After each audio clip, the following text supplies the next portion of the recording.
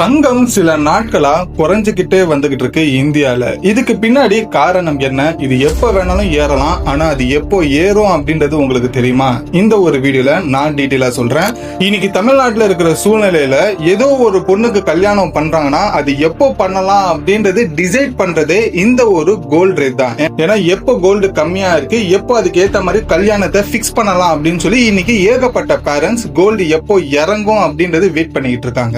இது எப்படி கோல்டு இறங்குது ஏறுது, இந்த ரேட்டை யார் பிக்ஸ் பண்றா? நீங்க டெய்லி நியூஸ்ல கேக்குற கோல்டு ரேட்டுக்கு பின்னாடி இருக்கிற சீக்ரெட் என்ன? டீடைலா இந்த ஒரு வீடியோல நான் சொல்றேன். சேனலை சப்ஸ்கிரைப் பண்ணிக்கங்க. முதல்ல இந்த கோல்டுக்கு யாரு ரேட் பிக்ஸ் பண்றா? இத நிறைய பேர் இந்தியால தப்பா புரிஞ்சுக்கிட்டு இருக்காங்க. இந்தியால விக்கிற கோல்டுக்கு வந்துட்டு இந்தியா கவர்மெண்ட் தான் ரேட்டை பிக்ஸ் பண்றாங்கன்னு சொல்லி. பட் ஆக்சுவலி இப்படி ஒரு விஷயமே கிடையாது. இதுல இந்தியா கவர்மெண்ட்டும் சம்பந்தப்படல. நான் ஒரு சொல்ற விஷயத்தை எக்ஸாம்பிளுக்கு நினைச்சு பாருங்க.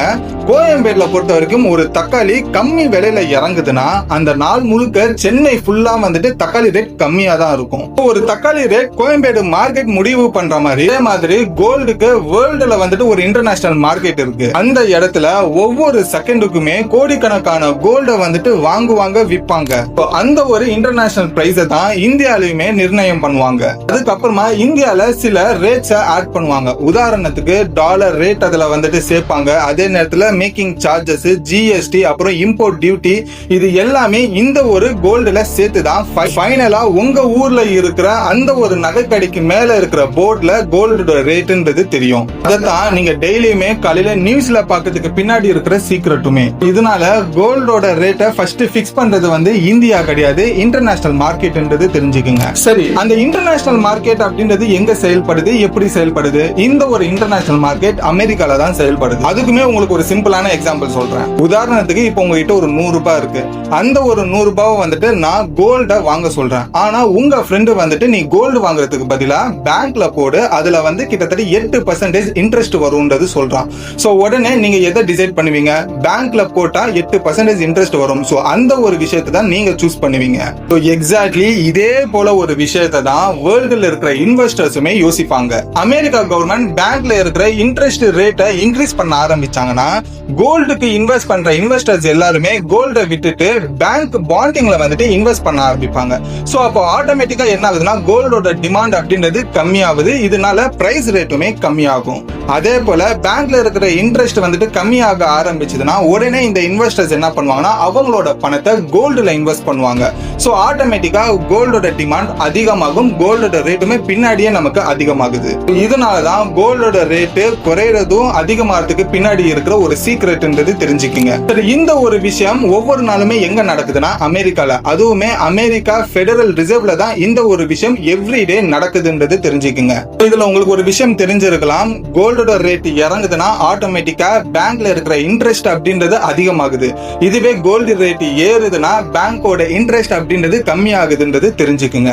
ஆனா இதுல ஒரு ட்விஸ்ட் இருக்கு. கோல்டு வந்துட்டு உலகம் முழுக்க வந்து விற்கப்படுற ஒரே ஒரு கரன்சி என்னன்னா டாலர் தான்.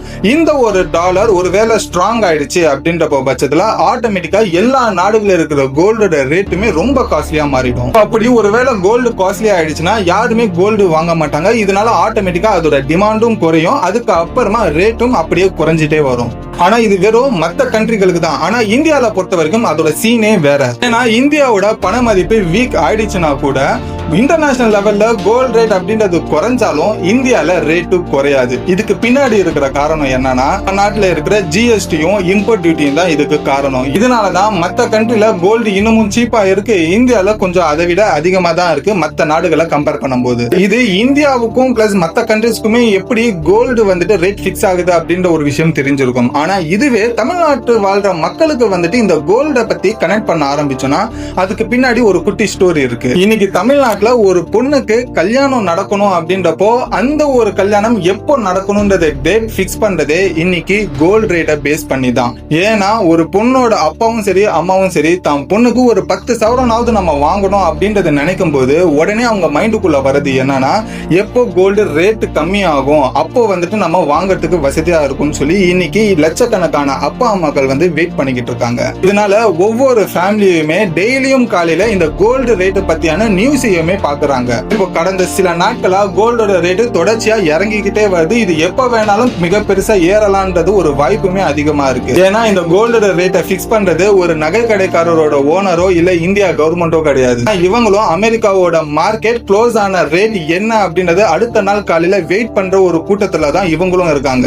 சோ இதனால வேர்ல்டு மார்க்கெட்டோட ரேட்டை பேஸ் பண்ணி தான் இந்தியா கவர்மெண்ட்டும் சரி எல்லாருமே அந்த ஒரு விஷயத்தை ஃபாலோ பண்ணுவாங்கன்றது தெரிஞ்சுக்குங்க. நெக்ஸ்ட் டைம் நீங்க நியூஸ்ல கோல்ட் ரேட் 1000 ரூபாய் குறைஞ்சிடுச்சு அப்படின்றது நீங்க பாத்தீங்கன்னா இதுக்கு பின்னாடி அமெரிக்கா பேங்கோட இன்ட்ரெஸ்ட் ரேட், டாலரோட ஸ்ட்ரென்த், வேர்ல்டு இன்வெஸ்டர்ஸுமே இதுல சம்பந்தப்பட்டிருக்காங்கன்றது ஞாபகம் வரட்டும். சரி, இது வரைக்குமே நீங்க ஃபுல் வீடியோ இதுல பாத்திருந்தீங்கன்னா நான் கேட்கிற கேள்விக்கு பதில் சொல்லுங்க. சோ நீங்க ஒரு சவரன் வாங்குறதுக்கு வசதியா கோல்ட் ரேட் எவ்வளவு இருக்கணுமோ அந்த ஒரு கோல்ட் ரேட்டை கமெண்ட்ல சொல்லுங்க. சோ இது போல தெரியாத பல இன்ஃபர்மேஷன்ஸ் நீங்க தெரிஞ்சுக்கணுமா இந்த ஒரு சேனலை சப்ஸ்கிரைப் பண்ணி வச்சுக்கோங்க. இந்த வீடியோ முடிச்சிட்டு அடுத்த ஒரு சூப்பரான வீடியோல உங்களை வந்து நான் பாக்குறேன். Until then, bye bye. AB.